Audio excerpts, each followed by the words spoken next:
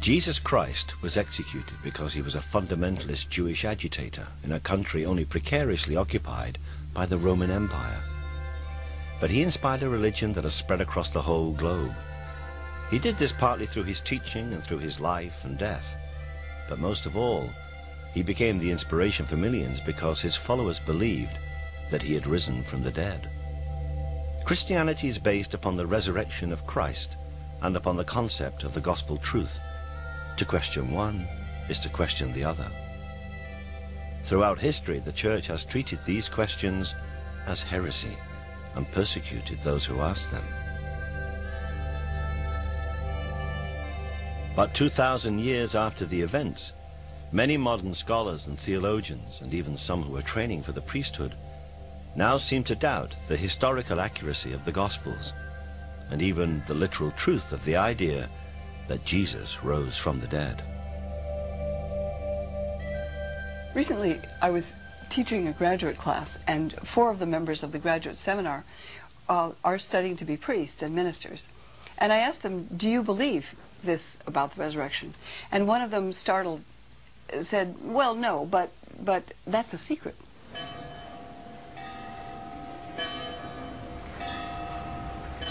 The reality is, if you go into any theological college, any seminary, that's been the view for years. I mean, no one would have any problem with that. And again, it comes down to this rather patronising belief that ordinary folk out there have to believe that Noah's Ark existed, and have to believe that Mary was a virgin, and have to believe all this gumph, because somehow they can't be trusted to know that it's a bit more complicated than that. I've never been able to find a real dichotomy myself between being a good historian and a good theologian, or a good historian and a Christian, to put it very bluntly.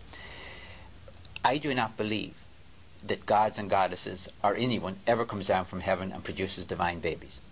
I don't believe it actually happens. Nor do I think that Jesus, in a literal sense, went up to heaven to take his place at the right hand of God. But how has it happened that so many Christian theologians have managed to interpret the Bible in ways that would once have been seen as heretical? The most obvious reasons can actually be found in the original text themselves, in the 4 Gospels. I think all the gospel stories or the gospel accounts, they're something that's handed to us from childhood, really. So we, as we're sitting in our primary schools, we're told that with Matthew, Mark, Luke and John, and they were 4 apostles, and Jesus did this and Jesus did that, and we see the pictures. And to a certain extent, we're not encouraged to question beyond that. It's presented as a narrative. It's presented as a storyline that actually happened. And I think for a lot of people, their belief never goes further than that. They simply remember these stories, and that's what happened. And I think the problem is, for individuals, when you start moving beyond that and try to work out what exactly the Gospels are. Almost all we currently think we know about Jesus comes from the 4 Gospels: Matthew, Mark, Luke and John. Even if they were the authors, Matthew and John were the only evangelists who were members of the 12 disciples, and therefore could have been witnesses to the events. Luke was a physician and a companion of St. Paul, and Mark was an interpreter who probably worked with St. Peter in Rome, and some say he may even have been St. Peter's son. These 4 Gospels were all apparently written between 40 and 100 years after the crucifixion. And the fact is that although we know them by those 4 names, modern biblical scholars cannot be absolutely sure who really wrote them. Originally, all these Gospels circulated anonymously. There were no names attached to them until almost 200. And the Christian theologian who came up with the idea of having a New Testament was roundly condemned as a heretic.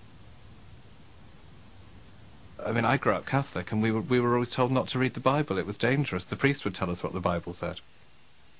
So we begin our Mass by thinking of the times when we've been unfaithful to the Lord, and we ask for his forgiveness.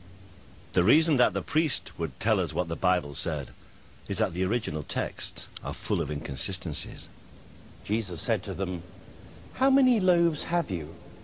7, they said, "and a few small fish." For example, did Jesus feed 5,000 people with 5 loaves and 2 fishes, or 4,000 people with 7 loaves and a few small fish? Or did he, as is recorded in the Gospel of Matthew, do both of those things? They all ate as much as they wanted. And they So historically, how reliable can the Gospels be? One story on which they are all clear, concise, and more or less agree is the story of the crucifixion. This is the Gospel of the Lord.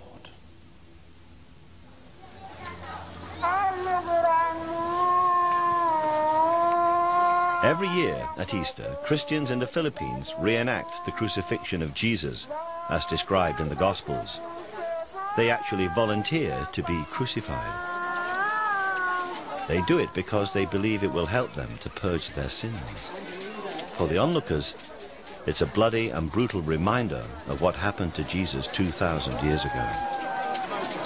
Crucifixion was the most cruel and atrocious punishment that the Romans could inflict. And it was inflicted only for treason and only on slaves. If you were a nobleman and you were a traitor, then normally you were strangled, something much simpler and much easier and much less painful.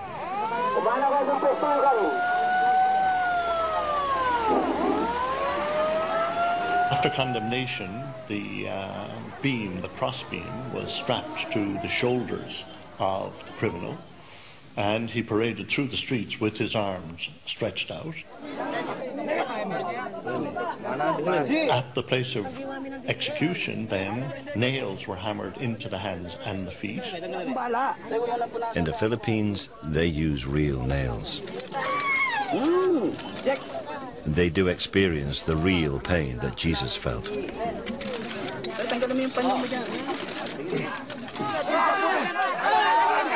In fact, a man nailed to the cross does not die from his wounds.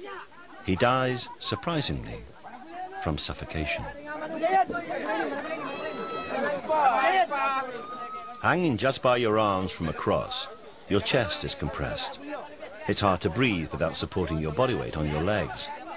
Over time, the strain on the legs and the pain make that impossible, and you are unable to breathe. In the Philippines, the volunteers are brought down from their crosses within an hour. Death from crucifixion takes much longer, often several days. The only way to hasten death on the cross was to break the legs, making it immediately impossible to support your weight, and therefore to breathe. But the Gospels are all agreed that Jesus died after only 3 to 6 hours.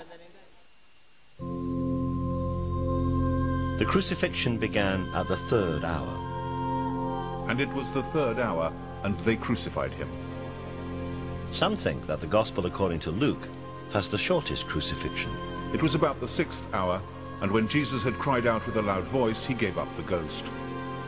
Matthew and Mark clearly have Jesus surviving a little longer. And about the 9th hour, Jesus cried out. The disciples wanted to take Jesus' body down from the cross immediately, but the Roman governor, Pontius Pilate, was doubtful. And Pilate marveled if he were already dead. Pilate was reassured by the centurion that Jesus was dead. But this was the same centurion who had earlier said, "Truly, this man was the Son of God." Jesus' body was then laid in a tomb donated by a rich man, Joseph of Arimathea. This Joseph and a man called Nicodemus came to minister to the body. They came to Jesus by night and brought a mixture of myrrh and aloes, about 100 pounds weight. These accounts, when viewed as an historical rather than a sacred record, may raise many questions. Why did Jesus die so quickly? Why did Joseph and Nicodemus take so many herbs into the tomb? But no one really doubts that Jesus was crucified. Even in Jerusalem, where the crucifixion happened, and where one is forced to remember that we do not live on a Christian planet, one is also reminded that Christians, Jews and Muslims all accept that Jesus was a man who lived and died in 1st century Palestine. What really separates the Christians from everyone else is their belief in the gospel story that Jesus rose from the dead.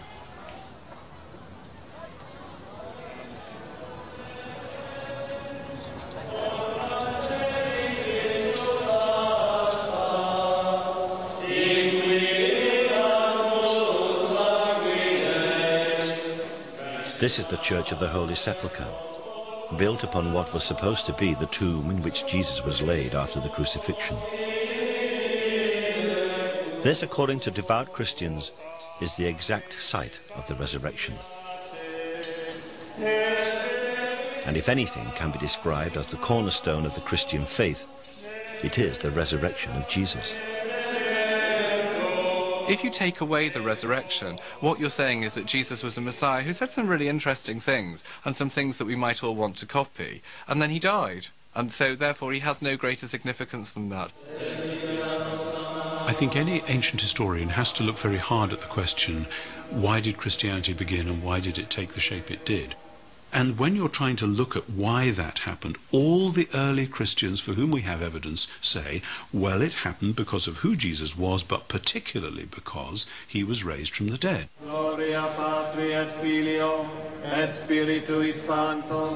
The resurrection of Jesus, as far as all the Christian churches are concerned, is absolutely fundamental to the faith.